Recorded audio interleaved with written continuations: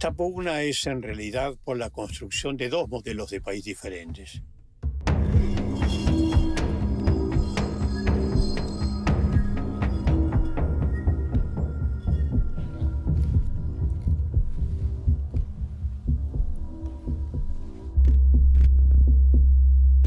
Esta es la verdad histórica e irrefutable.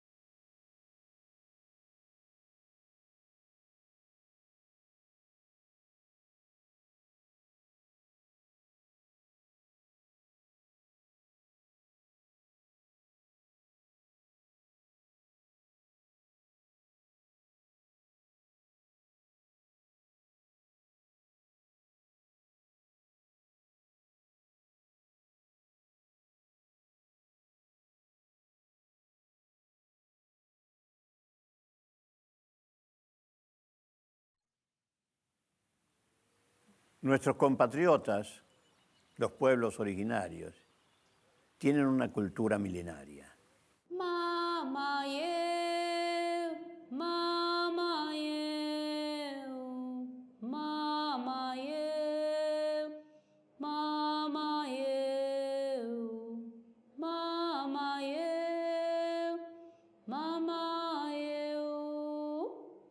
Kinyingeta me wenuku nu me nyangapu wentru wewe nye wewe nye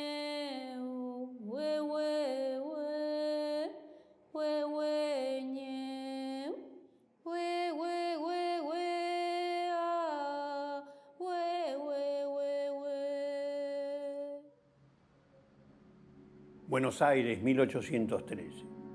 Esa increíble asamblea de patriotas que va a declarar la libertad de vientres, la libertad de los esclavos.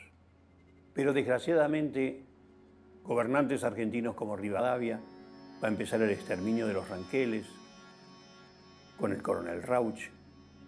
Rosa va a hacer su campaña en el desierto, hasta que se va a culminar todo esto con el crimen más tremendo de nuestra historia, que fue la denominada campaña del desierto, con el exterminio de los pueblos originarios y el robo de las tierras que ellos poblaban.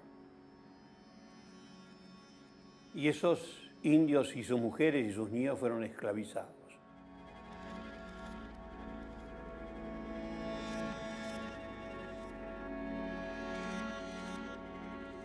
Los hombres como peones a la zafra en Tucumán o a construir fortificaciones en Martín García, las mujeres como sirvientas y los niños separados de sus madres como mandaderos.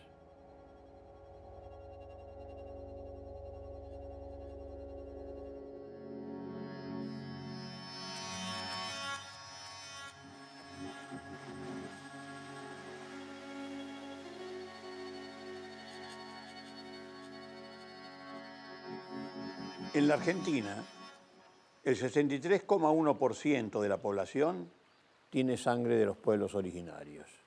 Esto es irrebatible, en gran parte a través del criollo, del mestizo.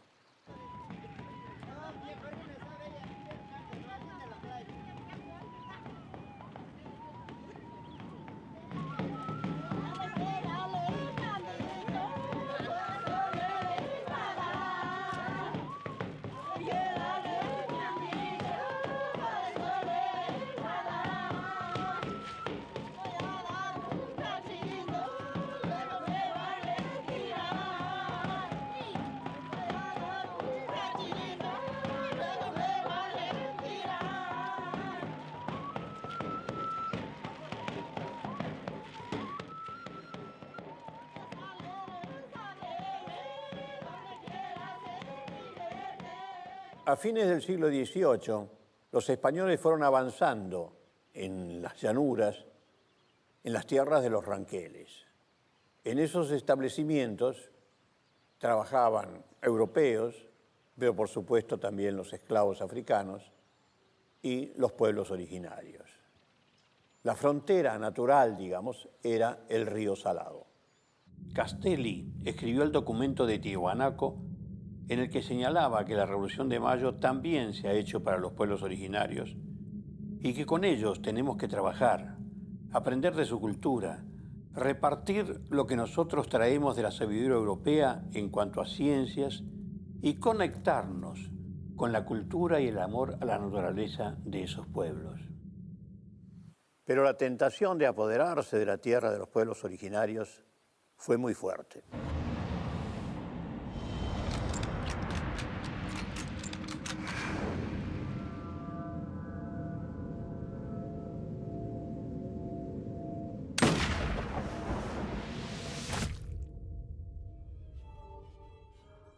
Antes del exterminio de indígenas por el general Julio Argentino Roca, tuvieron lugar otras campañas militares. Las más importantes fueron las del coronel prusiano Federico Rauch en 1826 y 1827, contratado por Rivadavia para exterminar a los indios ranqueles.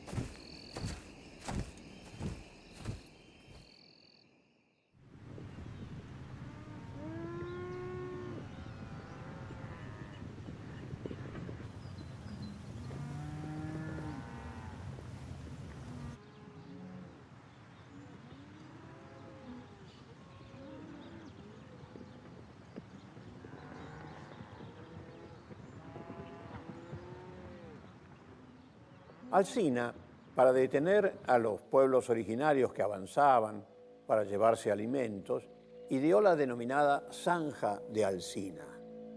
Era una zanja, un enorme pozo, que iba desde Bahía Blanca hasta Italó durante 374 kilómetros al sur de Córdoba. ¿Y por qué lo hacía Alsina esto? Para que sí, los pueblos originarios cuando venían a caballo pudieran saltar la zanja, pasaban, podían entrar, pero no podían llevarse las vacas de los denominados blancos. No podían llevarse las vacas porque las vacas no podían saltar esa zanja. Bien, esto fue un proyecto que trató de llevarse a cabo, pero no se terminó. Pero si bien estas misiones militares tenían como objetivo dominar a los indígenas y conquistar sus tierras, las mismas no fueron realizadas con la crueldad del sucesor de Alsina en el Ministerio de Guerra de Avellaneda, el general Julio Argentino Roca.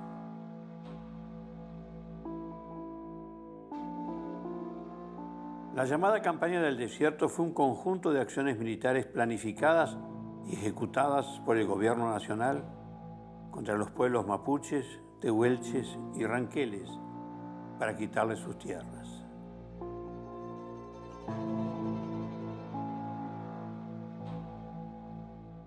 Roca, en contraste con Alsina, planificó extinguir a los aborígenes.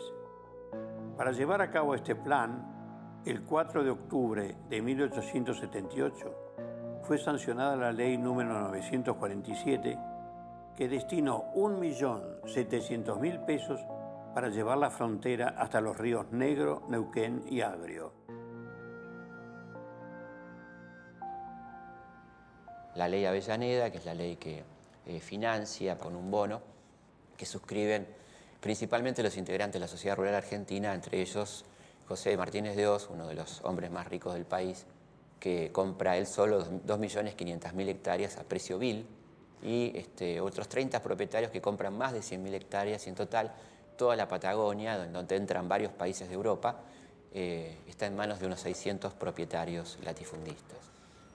Una campaña feroz de aniquilamiento, además viciada de corrupción, como bien denuncia un integrante de ese ejército, el comandante de fronteras Álvaro Barros, que denuncia a toda la familia Roca y denuncia muy puntualmente cómo el Ejército Nacional factura 5 veces el costo real del mantenimiento de los soldados, y pone como ejemplo el costo de un soldado prusiano, el mejor soldado de Europa, el mejor pago, el mejor armado, que era 5 veces menor a lo que costaba un soldado de frontera en Argentina, y teniendo en cuenta que, como cuenta el José Hernández en el Martín Fierro, esta gente estaba semidesnuda, mal armada, mal alimentada, nunca le pagaban, y ese dinero era robado absolutamente por la comandancia militar de la Campaña del Desierto. Creo que es importante decir que antes del genocidio hubo corrupción, como también pasó durante la dictadura del 76-83, ¿no? El diario La Nación, los días 16 y 17 de noviembre de 1878,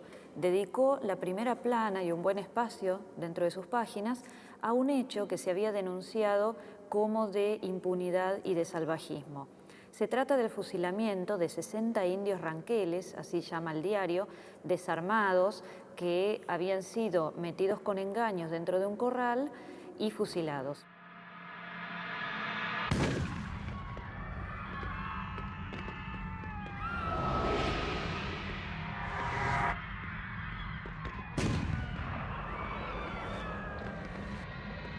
No hay cifras precisas sobre lo que fue la matanza, son cifras bastante imprecisas, pero se puede hablar entre 10.000 y 14.000 la cifra de muertos en el total de la Campaña del Desierto, más unos 14.000 prisioneros que fueron llevados caminando hasta los puertos atlánticos, de ahí a la isla Martín García, y de ahí al hotel de inmigrantes, donde fueron repartidos los niños y las chinas, como decían los avisos, las crías, entre las familias pudientes como criados o como mucamas o cocineras, las mujeres como si se tratara de animales domésticos, ¿no? Esto llevado adelante por las damas de beneficencia, que eran las mujeres de la alta sociedad, de los maridos de maledicencia. Pero ¿cuál fue la principal razón para tanta crueldad? El botín.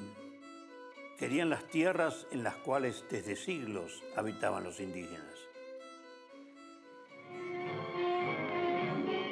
colocación de este alambre poco difiere de cualquier otro. Un pequeño ajuste de torniquete será suficiente para dar la tensión requerida hasta atarlo a las varillas, y ya no será necesario volver a ajustarlo por el tiempo que dure el alambrado.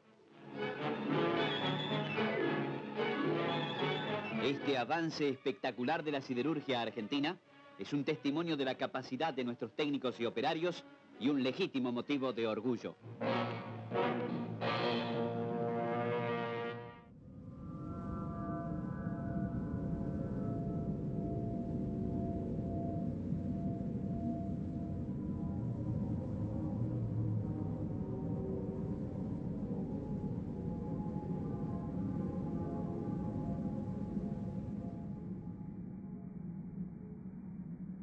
El gobierno publicó un informe elaborado por la autodenominada Comisión Científica que acompañó a Roca en el exterminio.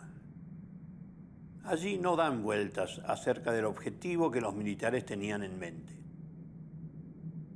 Se trataba de conquistar un área de 15.000 leguas cuadradas, ocupadas cuando menos por unas 15.000 almas, pues pasa de 14.000 el número de muertos y prisioneros que ha reportado la campaña. Los esfuerzos que habría que hacer para transformar estos campos en valiosos elementos de riqueza y de progreso no están fuera de proporción con las aspiraciones de una raza joven y emprendedora. Por otra parte, que la superioridad intelectual, la actividad y la ilustración que ensanchan los horizontes del porvenir y hacen brotar nuevas fuentes de producción para la humanidad, son los mejores títulos para el dominio de las tierras nuevas. Precisamente al amparo de estos principios se han quitado estas a la raza estéril que las ocupaba. A confesión de parte, relevo de pruebas. Y así fueron algunos de los principales terratenientes y los más ricos quienes se quedaron con las tierras ancestrales de los pobladores originarios.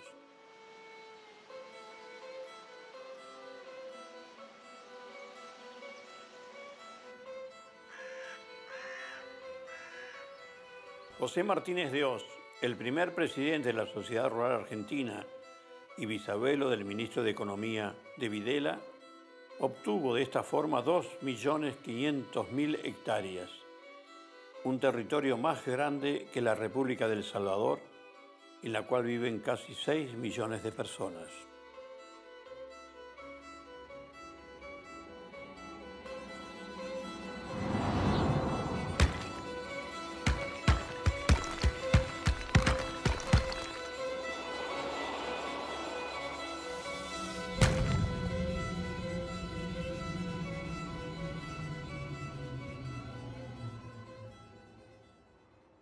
$30 millones de hectáreas robadas a los pueblos originarios se las repartieron entre los más ricos con la llamada campaña del desierto.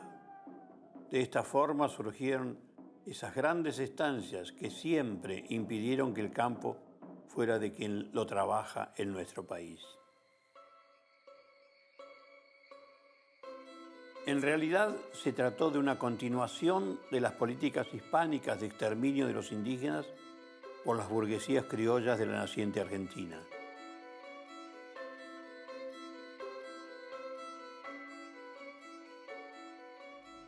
En 1862, el poder nacional, digamos, el poder porteño, en realidad, encabezado por Mitre, logra consolidar la unidad nacional a fuerza, digamos, y comienza lo que se denomina el proceso de organización nacional, así lo llamó Mitre, que es un proceso de concentración de poder en lo cual lo primero que importó fue la creación de un ejército nacional que aproximadamente llevaba la mitad del presupuesto. Ese ejército fue pensado esencialmente como un ejército de represión interna, no como un ejército pensado para la defensa de las fronteras, sino como un ejército de represión interna cuyas primeras campañas son efectivamente campañas contra los levantamientos populares, campañas muy duras sobre La Rioja, Catamarca, la zona de Cuyo, con métodos muy similares a los que se van a usar un siglo después: tortura, arrasar pueblos enteros, capturas de los dirigentes. Y por eso es tan exacto el nombre que le va a dar Videla y Martínez de Oz a su golpe de Estado, que es Proceso de Reorganización Nacional, que de alguna manera respeta las pautas de aquel primer proceso, ¿no?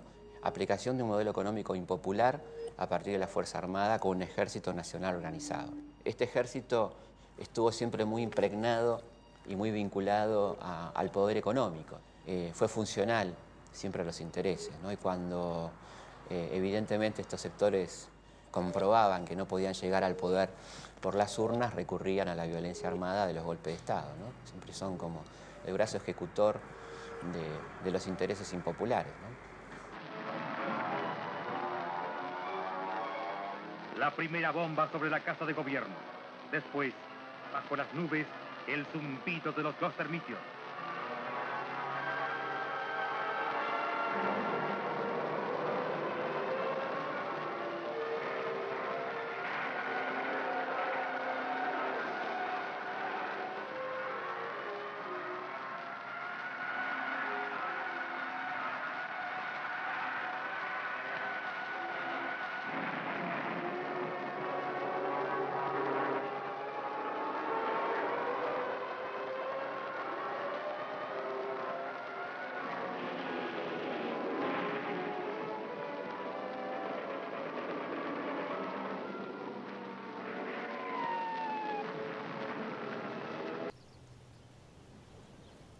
En mi investigación histórica acerca de las huelgas patagónicas en 1921, llamada la Patagonia Rebelde, probé que el ejército argentino durante la primera presidencia del presidente radical Irigoyen asesinó a 1.500 trabajadores rurales en la Patagonia, muchos de los cuales eran mapuches y tehuelches.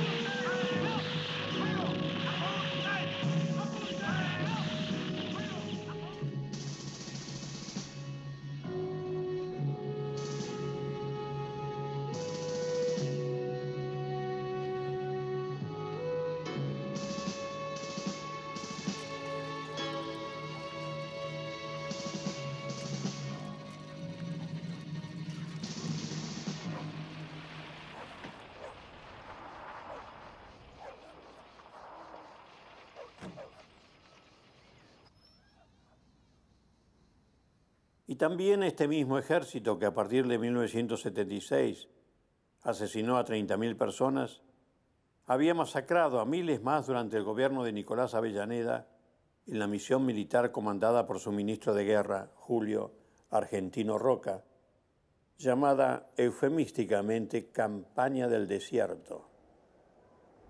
¿Pero de qué desierto hablamos? Si eran territorios en gran parte no desérticos y poblados por los aborígenes.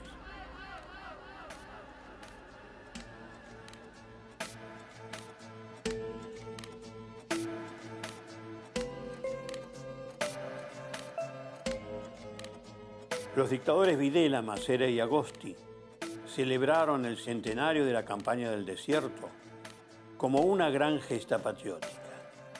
Ellos estaban asesinando a miles y miles de argentinos y argentinas en ese año 1979, y de esa forma esperarían también que alguna otra dictadura futura festeje este nuevo genocidio con pompa y grandes reconocimientos.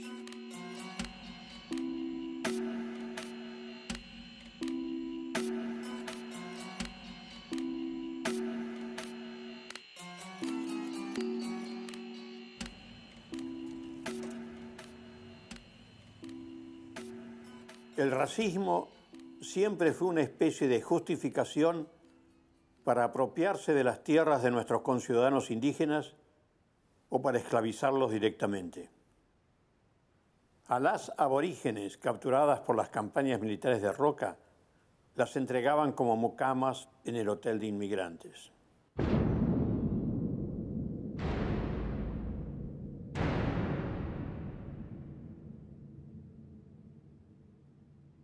Cuando los indígenas o sus descendientes llegaban a Buenos Aires, un sector de la sociedad decía que eran el aluvión zoológico. Zoológico. También se criticaba en los barrios de las clases propietarias de Buenos Aires, como el Barrio Norte, que ellos utilicen las fuentes para refrescarse luego de tanta caminata, diciendo que meten las patas en las fuentes, no las piernas, las patas.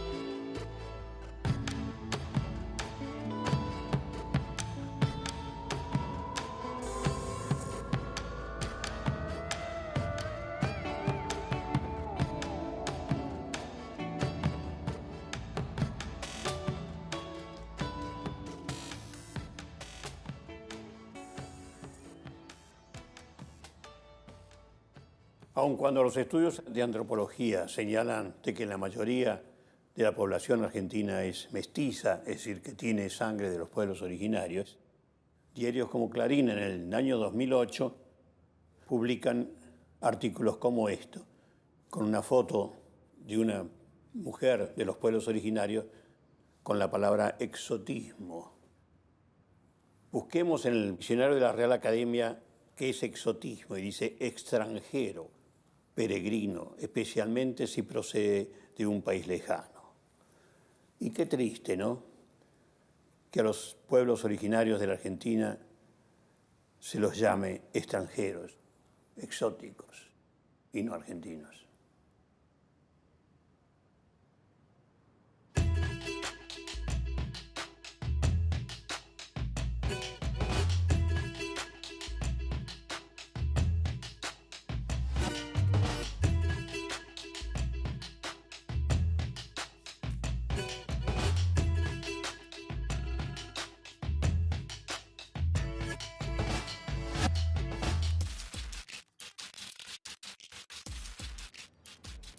Durante los meses de julio a mayo de 1946, los pueblos aborígenes collas aymaraes de la Puna y de toda la zona del noroeste decidieron decir basta. Los aires de reivindicación social que el gobierno peronista estaba llevando a todo el país hizo que se atreviesen a lo impensado, seguir haciendo lo que sabían, caminar y resistir, luchar por su derecho, su dignidad y su memoria. Así, hombres y mujeres, niños, el más chiquito 7 años, el más grande 85, 76 mulas, borricos, inician su marcha hacia Buenos Aires. Será larga, será dificultosa. A pesar de todo, continuaron la marcha. Fueron recibidos absolutamente bien por todos los pueblos por donde pasaban. Un día como hoy, son recibidos en el Congreso de la Nación por ambas cámaras. Salen de ahí por la Avenida de Mayo, recibidos por todo el pueblo con gran cariño. Aquí en esta plaza darán las bandas de sicuri, cerques, charangos y todos ellos una vuelta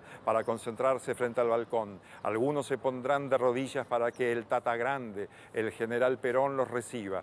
Tata Grande sale y les habla, recibe a 2 de ellos, parece que algunos más. Son muy bien atendidos y se dispone a ser alojados con todas las comodidades en el Hotel de Inmigrantes. Así serán llevados al punto de que a las 15, 16 horas, junto con el canciller y el vicepresidente, Perón los visita. Tendrán una excelente recepción en Buenos Aires. Sin embargo, el 28 de agosto son emvagonados, metidos en un tren de cargas como animales. Muchos son embarcados desnudos por el forcejeo.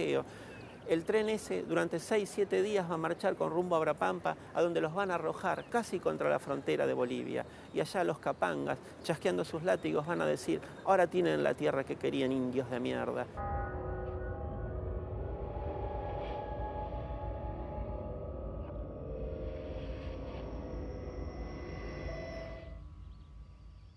¿Dónde quedó aquella justicia social que se anhelaba? ¿A dónde quedaron esos pasos hacia la igualdad que cantaba nuestro himno? Esos pasos a la libertad. ¿Dónde quedó todo eso?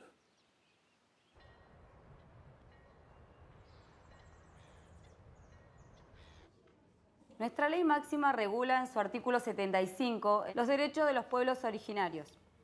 En su inciso 17 dice: reconocer la preexistencia étnica y cultural de los pueblos indígenas argentinos, garantizar el respeto a su identidad y el derecho a una educación bilingüe e intercultural, reconocer la personería jurídica de sus comunidades y la posesión y propiedad comunitarias de las tierras que tradicionalmente ocupan, y regular la entrega de otras aptas y suficientes para el desarrollo humano. Ninguna de ellas será enajenada, transmisible ni susceptible de gravámenes o embargos. Asegurar su participación en la gestión referida a sus recursos naturales y a los demás intereses que los afecten. Las provincias pueden ejercer concurrentemente estas atribuciones.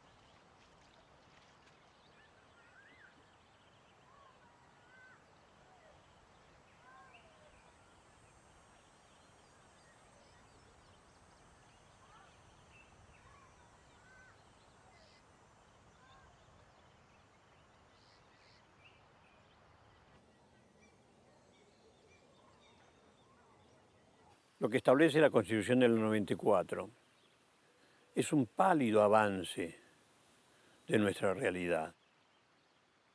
¿Qué fue realmente desde la llegada de los españoles el tratar de exterminar a esos pueblos originarios y de quedarse con sus tierras?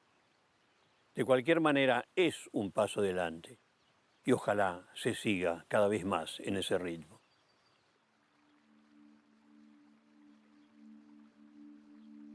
Las divisiones entre los argentinos comenzó ya desde los inicios de esta nación, entre Saavedra y Moreno, entre los unitarios y los federales, y luego siguió este ritmo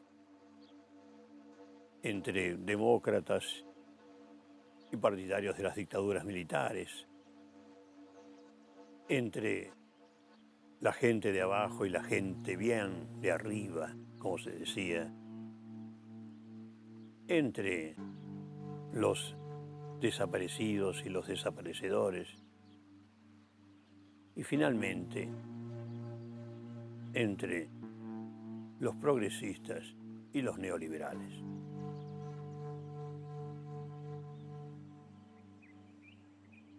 Por ello, el reconocimiento de los derechos de los pueblos indígenas incorporados a nuestra Constitución Nacional en 1994 es solo el comienzo del cambio, y que el racismo solapado, ese negro de mierda que escuchamos en las calles, sea peor que decir yo soy un ser despreciable, racista y fascista.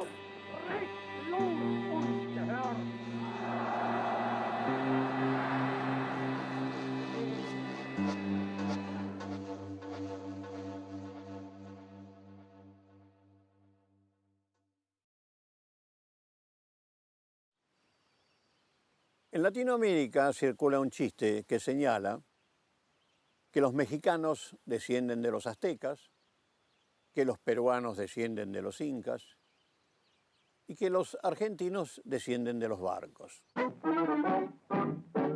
Atraca a la dársena de Puerto Nuevo la motonave argentina Santa Fe. Trae a su bordo 940 inmigrantes italianos. Casi 1 millar de hombres, mujeres y niños que han dejado atrás una vida para iniciar la nueva etapa que les ofrece nuestro cálido puerto de paz. La emoción de los familiares los espera en el muelle.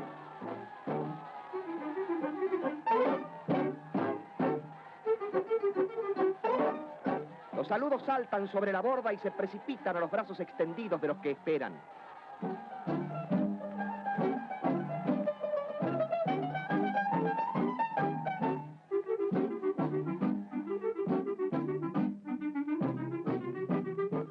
alegría del reencuentro florece en las lágrimas incontenibles ante el logro del deseo soñado.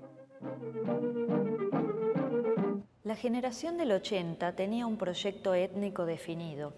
Esto se consideraba como la misión de crear el pueblo que iba a responder a la nación argentina, es decir, lo que llamamos colectivo de identificación, ese nosotros con el cual nos íbamos a identificar de allí en adelante. Estas políticas de población tenían que ver con 4 factores. Una era el de atraer la mayor cantidad de inmigración posible. De allí todas las políticas activas de inmigración destinadas a captar la atención de los inmigrantes y a retenerlos en el país. Otro factor es el de extender las áreas de influencia urbana sobre las áreas rurales, porque se consideraba que la población urbana era más civilizada que la población rural. Otro factor era el de adaptar a la población criolla, es decir, los llamados gauchos, a modos de vida sedentarios y agricultores. Y el cuarto factor era el de la política indígena, que directamente implicaba su desaparición.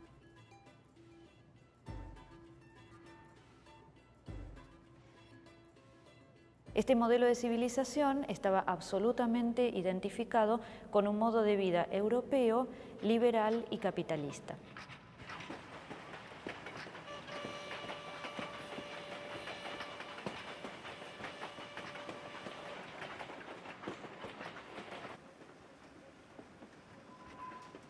Para 1880, el ritmo de la expansión de la frontera de la Argentina llamada civilizada sobre los territorios indígenas ya preveía las consecuencias de esta política, lo que se presumía como la extinción de la propia población indígena.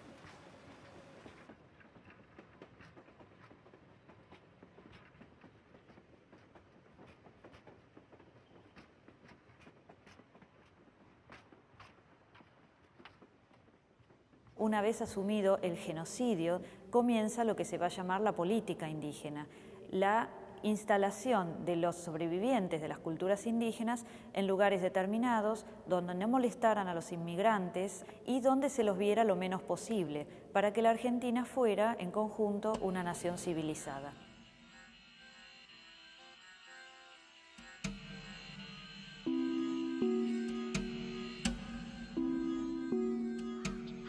Otra consecuencia de esta política de invisibilización de la población indígena es la falta de conexión entre la historia oficial que hemos aprendido y lo que son las memorias propias de los pueblos originarios, que nos cuentan otras historias.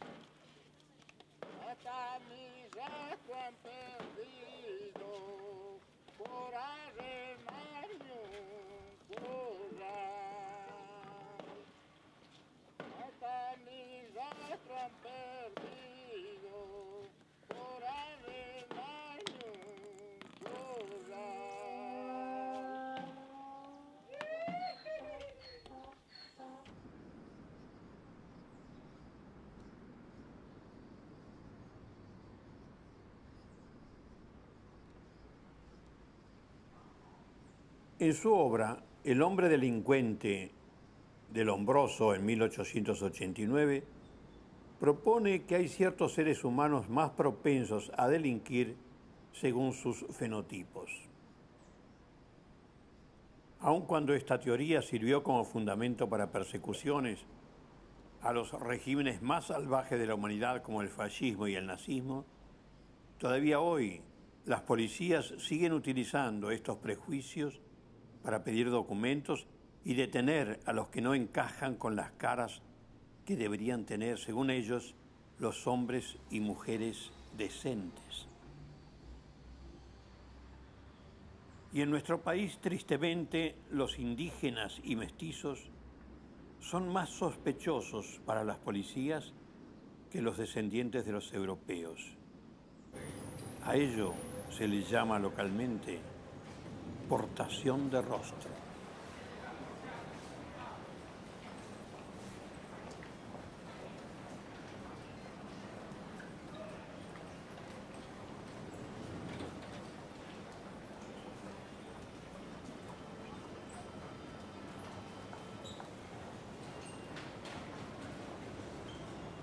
Argentina logró una armoniosa convivencia entre distintas culturas, como la judía y la árabe.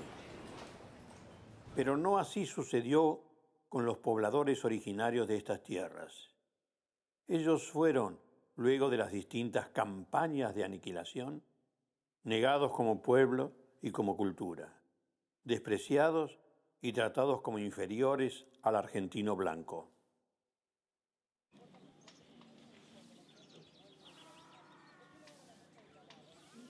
Luego del despojo de sus tierras, a los pobladores originarios los dejaron en los predios menos productivos, de escaso interés para la producción ganadera o agrícola a gran escala.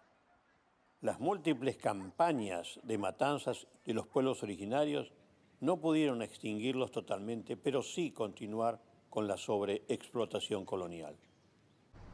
Es por ello que los indígenas y mestizos son los ciudadanos más pobres y más excluidos de la Argentina, en educación, en acceso a la cultura, a los cargos públicos, en trabajo regular legalizado. Las empleadas domésticas, así llamadas, que tanto buscan las señoras de Buenos Aires, son casi siempre de sangre indígena. El racismo estructural se presenta solapadamente.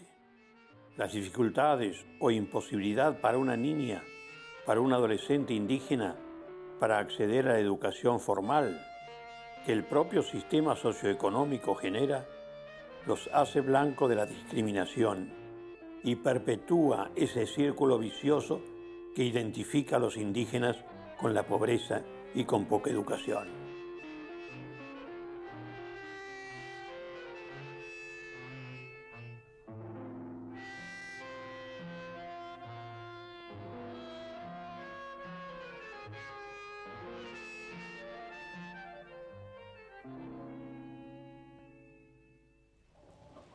El racismo que originó el relato oficial histórico se reproduce en la televisión, en las escuelas, en el cine, en la cultura.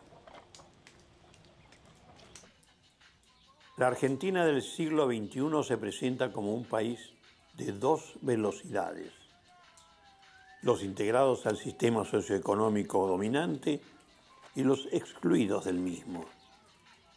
Y otra vez, como hace tantos siglos, los originarios de estas tierras siguen sufriendo en su propia casa.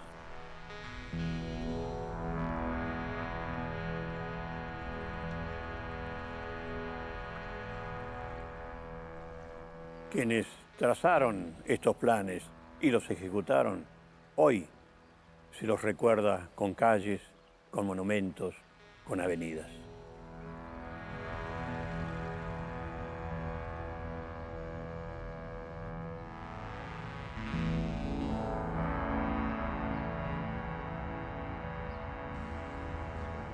La Argentina siempre se vio europea, hija de inmigrantes europeos, pero cuando se mira al espejo, su rostro es mestizo.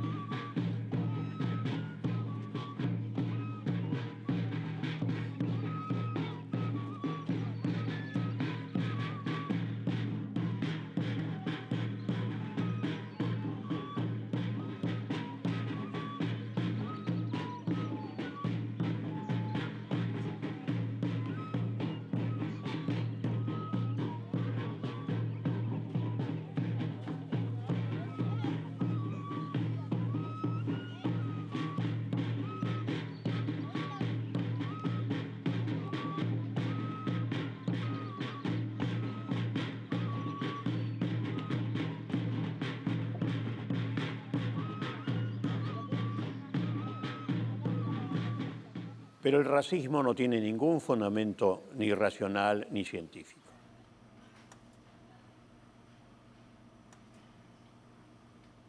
La biología molecular moderna, la genética molecular, ha demostrado que las razas no existen. Dos individuos de piel negra pueden ser genéticamente muy diferentes entre sí, más que un individuo de piel negra y uno de piel blanca. ¿Por qué es esto?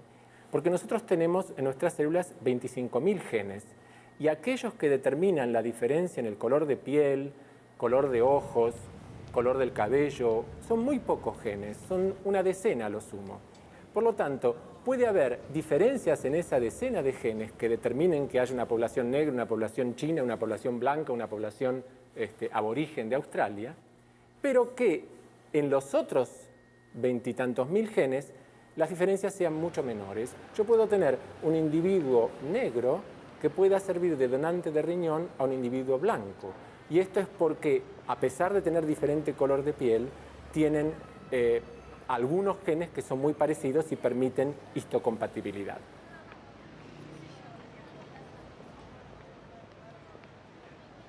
El racismo es un instrumento de dominación social, política, cultural y sobre todo económica que se ha servido de la biología como pretexto, pero que en realidad el intento de dominación tiene otros fines y que cuando la biología no le sirve usará otra diferencia para llevarse a cabo.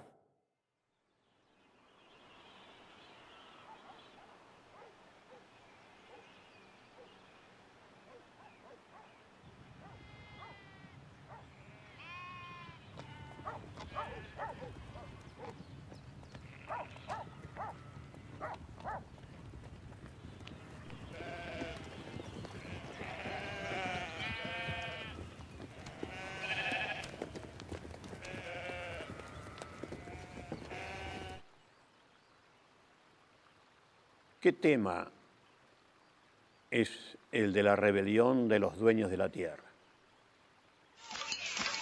Yo soy un productor de 200 hectáreas. Nos metieron la mano en el bolsillo, hermano, por eso estamos tan calientes. Solamente la rentabilidad del campo. Queremos tener un país de exportadores. Yo no trabajo en el campo, no tengo ninguna relación con el campo. La ciudad está apoyando al campo, eso es lo que le venimos a decir acá. Contra el estalinismo de Kirchner. Basta de montoneros revanchistas, basta, fuera. Piensen que nos van a convertir en otra Cuba. Se van a arrepentir, se van a arrepentir. Vamos a prender fuego al país.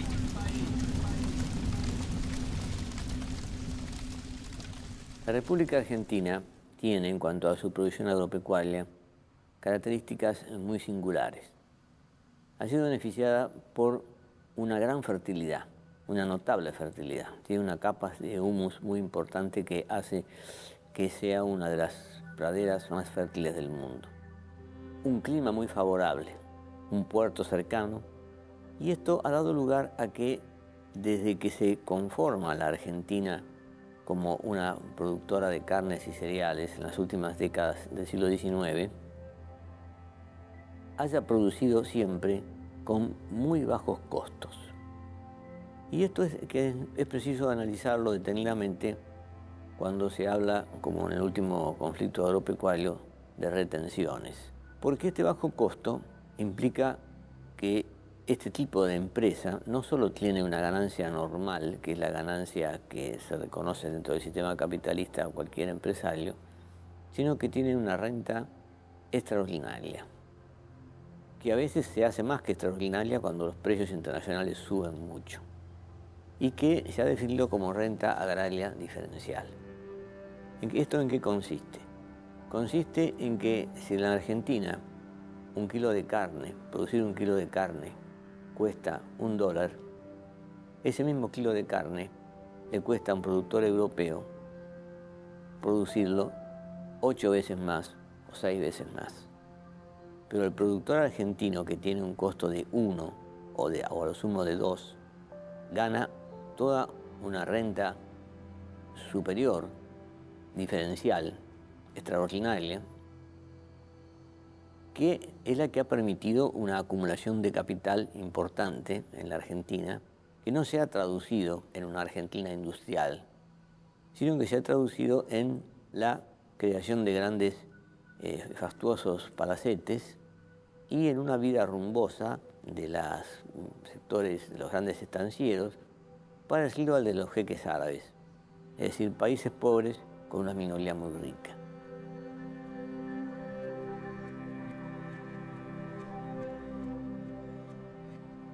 Esta minoría es producto del despojo, el despojo al gaucho, como lo testimonia Martín Fierro, cuando el gaucho se lo manda a la frontera y cuando vuelve perdió la tropilla, perdió el rancho, perdió la mujer y perdió la tierra porque el gaucho no tiene sentido de la escritura, no sabe que hay que tener una escritura para ser propietario. Y también el ataque a los pueblos aborígenes, ¿no es cierto?, la destrucción, el aniquilamiento de los pueblos aborígenes, que provoca también esta extensión y ampliación de tierras en favor de esa minoría. En ese momento ellos estaban en el poder y entonces usufructuaban para ellos de esta, diríamos, bendición del cielo.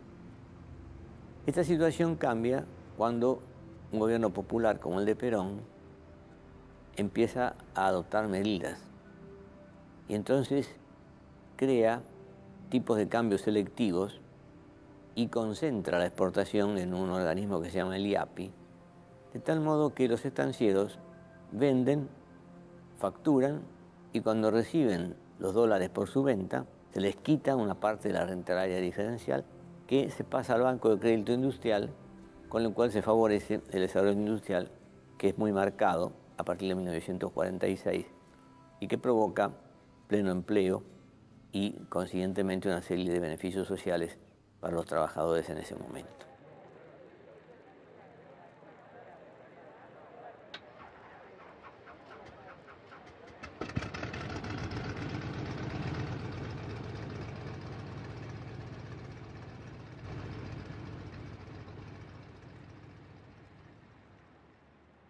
Está todo preparado para la exhibición oficial del Pulqui II, el avión a propulsión íntegramente diseñado y construido en el Instituto Aerotécnico de Córdoba. El general Perón observa las características de este formidable aparato, en cuya construcción se han aplicado las más recientes experiencias de la aviación moderna.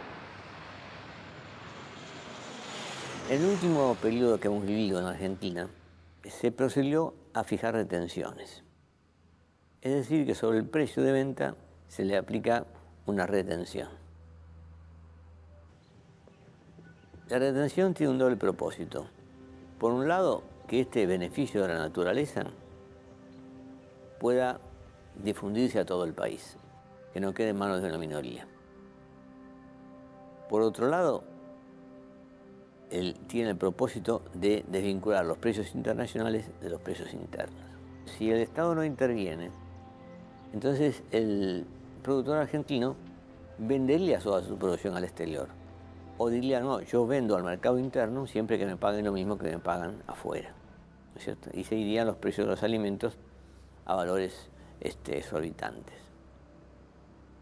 Esto no lo ha comprendido muy bien la clase media de la ciudad de Buenos Aires, porque en realidad las retenciones venían a beneficiarla a ella, a evitar que tuviera que pagar por un kilo de lomo un precio extraordinario. Ha sido siempre más evidente el de qué modo se producía el saqueo en el petróleo en toda América Latina, Venezuela, en México, ¿no es cierto?, en varios países, cómo se producía el saqueo del cobre chileno, por ejemplo, o en las actuales explotaciones mineras que se están haciendo en la Argentina. En cambio, en el caso del campo, se ha ocultado este fenómeno. Entonces el productor del campo, el gran estanciero, dice, yo soy dueño del campo. Si el campo me produce, yo vendo. Si tengo precios altos, son para mí.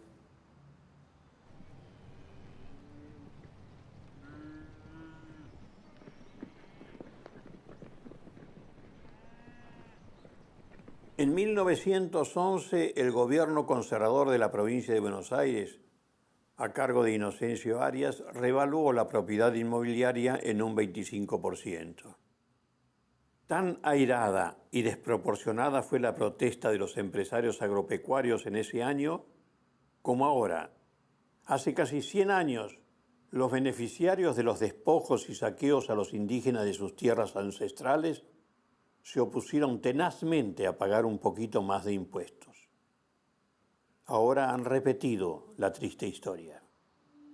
El diario La Vanguardia, sorprendido por la exagerada protesta de los propietarios del campo, destacó que a los terratenientes lo único que les falta para ser facciosos es empuñar las armas. Una vez más, como antes, no quieren cerrar la zanja y consideran que ellos deben ocupar el mejor lado. En el 2005, en la provincia de Buenos Aires, se intentó realizar un revalúo de las tierras en la provincia para poder aplicar de manera correcta el impuesto inmobiliario rural. Recordemos que el inmobiliario rural es un impuesto netamente progresivo en teoría, que deben pagar más aquellos que tienen mayor extensión de campos e incluso que tienen los campos en las zonas más ricas. Sin embargo, pese a que la provincia gastó millones de pesos en el estudio catastral para poder determinar cuál era el valor real de esos campos y acercarlos a su evaluación de mercado, el lobby muy fuerte de las entidades rurales terminó abortando el proyecto en la legislatura provincial. Entonces, hoy uno se encuentra con una situación muy injusta desde el punto de vista de la equidad tributaria, por la cual la gran mayoría de los grandes propietarios de la provincia de Buenos Aires tributan un impuesto inmobiliario en base a valores ridículos que remiten a 20 años atrás y que no guardan ninguna relación con el valor real de esos campos. De esa manera, estos grandes propietarios terminan pagando como impuesto inmobiliario rural cifras irrisorias. En promedio, el pago del impuesto en la provincia no supera los 14 pesos por hectárea por año. Con lo cual uno tiene ahí claramente un impuesto de corte progresivo que termina siendo una especie de disfraz o una fachada para que el Estado no termine recaudando nada de quienes más deberían pagarle al fisco. La situación es todavía más ridícula si se tiene en cuenta que en los últimos años, con la fuerte suba de los precios de los granos en el mercado internacional, sobre todo en el año 2007, el valor de los campos en las zonas más ricas aumentaron entre 3 y 4 veces en dólares en la provincia de Buenos Aires. Incluso tuvieron subas mucho más importantes el precio de esos campos que las valuaciones de las propiedades en las principales ciudades del país. En las ciudades de la provincia de Buenos Aires y en la capital federal, en los últimos 2 años sí avanzó un revalúo de las propiedades y el impuesto inmobiliario urbano se incrementó fuertemente. Entonces, personas de ingresos medios, incluso ingresos medios bajos, que tienen sueldos promedios de 1.500 pesos, terminaron pagando como impuesto inmobiliario urbano entre 200 y 300% más de lo que pagaban antes. Sin embargo, los campos siguen tributando en base a valores fiscales, tasaciones fiscales ridículas de 20 años atrás. Basta ver el último censo agropecuario elaborado por el INDEC que muestra que el 5% de los establecimientos más grandes concentran el 40% de la superficie total de la tierra en la provincia de Buenos Aires. Y en cambio, en el otro extremo, el 35% de los establecimientos en poder de chacareros ocupan apenas el 3% de la superficie total de la provincia de Buenos Aires. Sin duda, el tema de la concentración de la tierra debería ocupar hoy un lugar primordial en la agenda política, tema que está todavía ausente.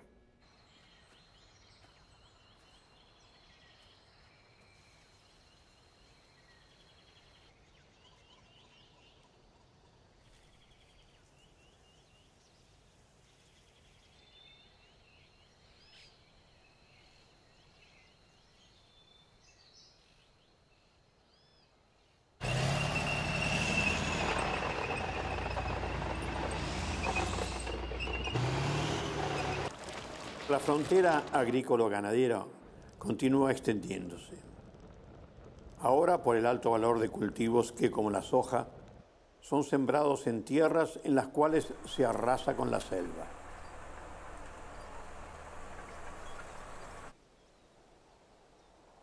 En otra zona se venden enormes extensiones de territorio y otra vez, como antes, los perdedores son los pobladores originarios.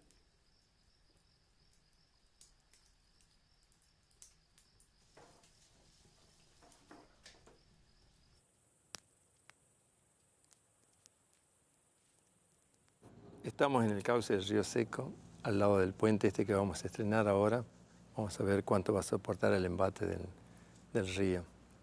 Está circundado por la yunga, la selva.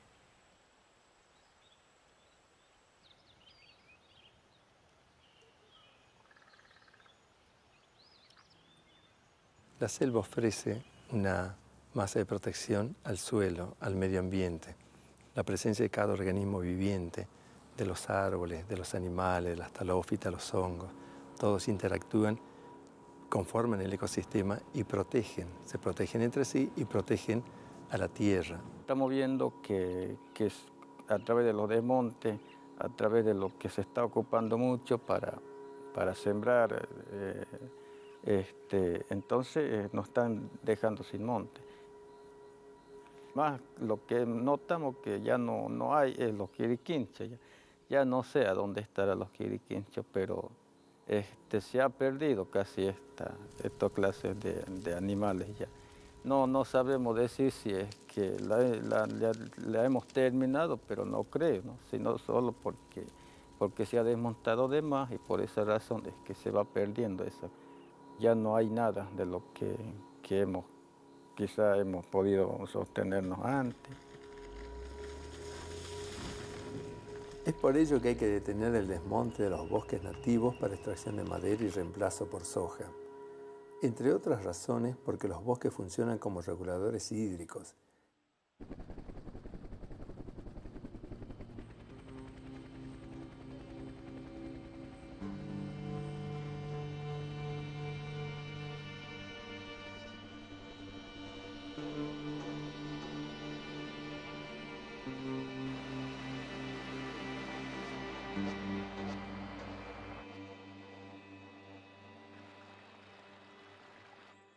Este desmonte en las cuencas altas de los ríos, el río Seco, el río Tartagal, ha ocasionado ese desmonte, la ausencia del monte, ha ocasionado que los ríos en épocas de lluvia aumenten su velocidad y lleguen con mucha fuerza llevándose los puentes del río Tartagal, la segunda ciudad de Salta, el puente del río Seco, acá que tiene una extensión de más de 100 metros y es claramente visible, es una evidencia muy irrefutable acerca de la afectación que tienen los desmontes en el ecosistema.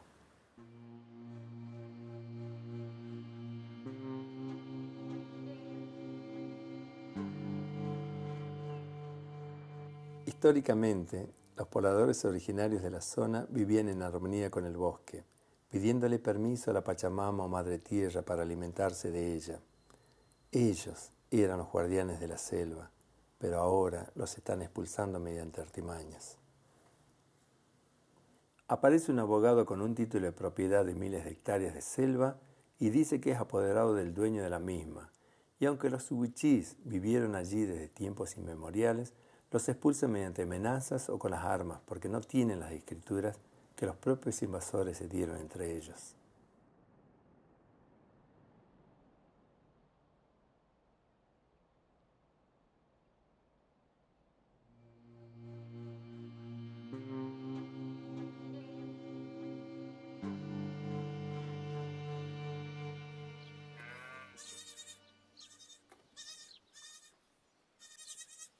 Los pueblos indígenas se basan en el mero estar, a diferencia de los occidentales que se basan en el ser. Ser y mero estar, dominio y aceptación integrativa. Debemos aprender de nuestros hermanos indígenas, que aceptan a la naturaleza y viven en armonía con y de ella. Ser y mero estar. Síntesis perfecta que podemos lograr en nuestra Argentina. Modificamos la naturaleza que nos rodea cuando es necesario y la aceptamos tal como es en el resto de los casos. Ñapinilquén, ñapinilquén, ñapinilquén mapú, ñapinilquén, ñapinilquén, ñapinilquén mapú, ñangalenguamekei, fechacanga chanco, feina maitan inchiu, lamgalanei lamgem, lio congamekei, fechacanga chanco. Cheque lumeu, fete kanga chanko, feina maitanin chiu lamgelanei lamgen. Chafinge fili umai, patutukungi li umai, waku ne chico meo, lio con famaño lamgen, azukuragi li umai, liu feliu lamgen, arre como patetukungi li umai, arre con fen meo, liu feliu lamgen, chasingen mai inchi, azukuragi li umai, liu feliu lamgen, arre como patetukungi liu kalamgen. Ñapinilken, ñapinilken, ñapinilken mapu, ñapinilken mapu, ñanque lengua me que fecha canga chanco. Guaymini ay mi bulin, ñey wente huela wen, peñi ñey kushaymi, highway la wen kinapa, piuque lonco neimi, ruca la buena, piñei mi, peñi la buentre, piñei mi, choi fil, ñe, jochewe. Atilio Coriñanco y Rosa Nahuelquir siempre estuvieron en estas tierras. Allí, en la localidad de Santa Rosa, en tierras chubutenses, patagónicas, criaban ovejas, criaban chivos, plantaban papas, acelga, frutilla, cebolla, durante años y años, con 4 hijos.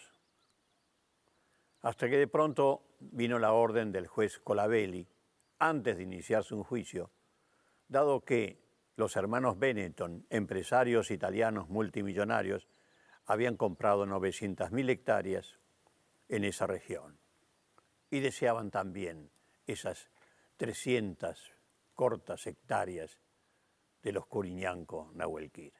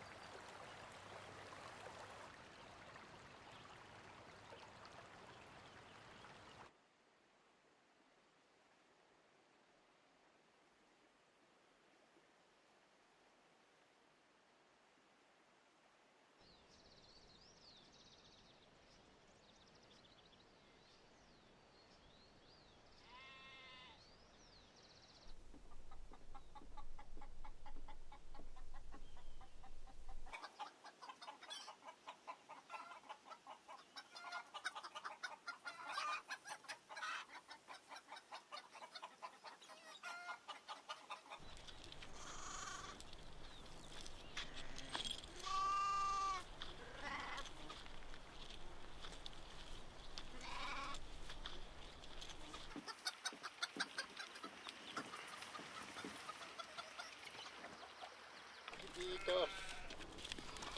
Se fueron los chiquititos.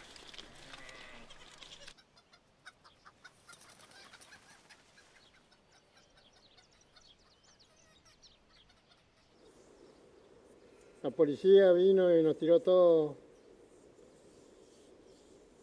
Una casita, la siembra.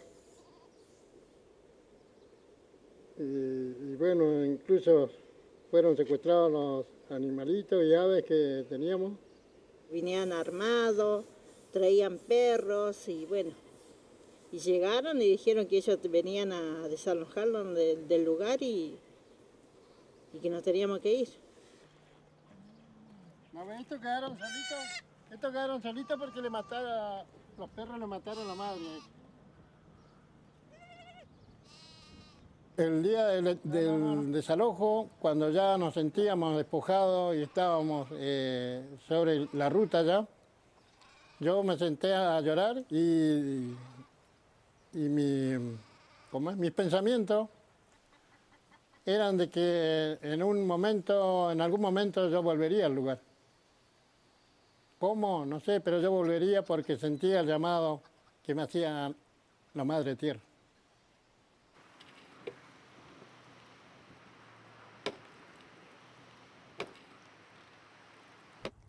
regresamos nuevamente a nuestro territorio y bueno, de ahí comenzó el conflicto con Benetton. Nos quiso hacer firmar un papel para que nosotros renunciemos a este lugar y ellos retiraban la denuncia que nos habían hecho. Incluso han cerrado, han seguido acercando todo, han cerrado caminos vecinales que eran de toda la vida,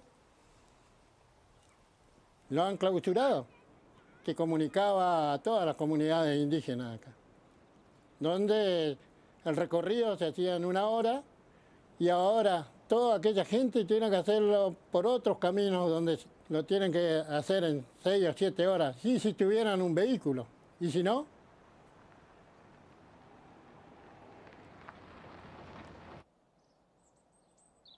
Lo que acababa de ocurrir en el Chubut ya nos aproxima a aquella edad media del poderoso y del que agacha el lomo. La justicia argentina se ha declarado a favor del multimillonario italiano Benetton con 900.000 hectáreas. 900.000 hectáreas, 14 veces la superficie de Singapur, en el cual viven 11 millones de habitantes. En el latifundio de Benetton podrían vivir 154 millones de personas. Nosotros no tenemos nada en contra de los blancos. Solo queremos que nos dejen vivir en armonía con nuestra madre tierra, nuestra Pachamama. Así seguiremos cuidando de ella como ella cuida de nosotros. En otras partes del país ya nos sacaron nuestros territorios hace más de 100 años y por esa razón mataron a nuestros abuelos. Eso pasó hace mucho tiempo. Pero ahora, otra vez nos corren de las tierras a las que nos habían orillado. ¿Vamos a repetir la historia? ¿Vamos a seguir haciendo nuevas campañas del desierto ahora en las yungas?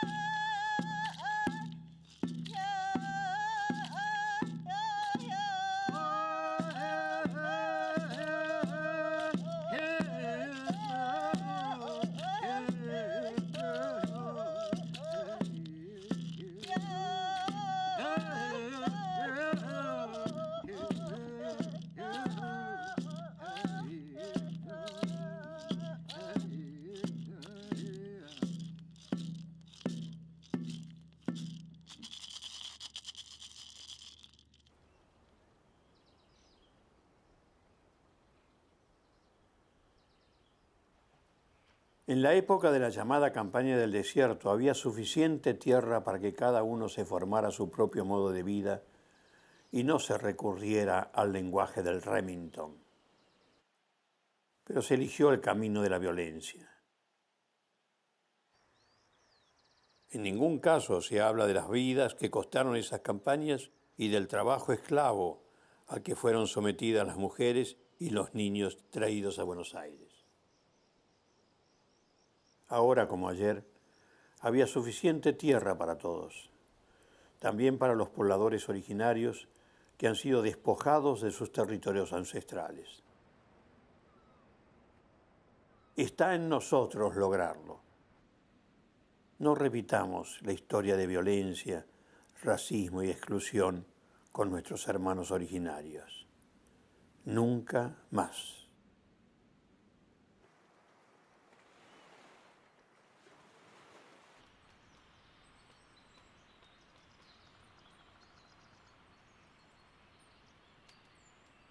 Ojalá que el silencio de las pampas no sea más herido por el eco de las balas. Ojalá que el paisaje de las pampas no sufra más el corsé de fronteras inventadas por el egoísmo humano y se extienda del Atlántico al Pacífico como en el sueño de Bolívar. Ojalá que el hombre y la mujer de estas tierras puedan criar a sus hijos mansamente y con alegría, y respirar sus aires y aromas con la tranquilidad de saberse seguros en su dignidad. Ojalá que la naturaleza latinoamericana pueda seguir criando su fauna y su flora como cuando estaban sus habitantes naturales, quienes siempre estarán asomados vigilando desde costas, lagos y cordilleras para ver qué hacemos con su madre tierra.